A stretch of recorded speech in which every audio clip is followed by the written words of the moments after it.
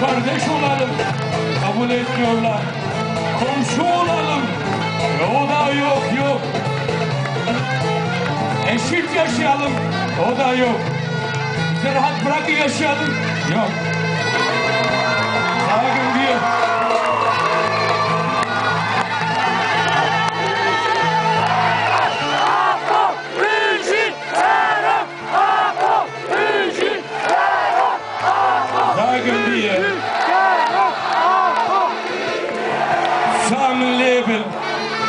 Sagen nein.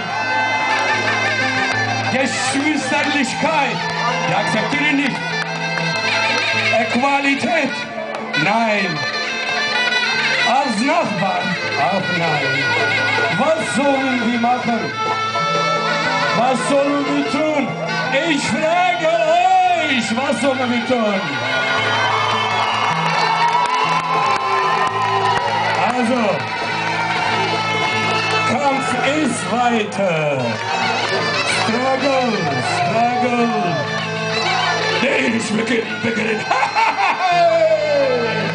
Ich beginne. Üstüm düşkin, elbise kırar. Kurdistan derine, işi bulgur olan. Ertem dostuyan, abici Kurdistan. Emre koledar, bici Kurdistan. Emre koledar, bici Kurdistan. Emre koledar, bici Kurdistan. Emre koledar, bici Kurdistan. Emre koledar. Yine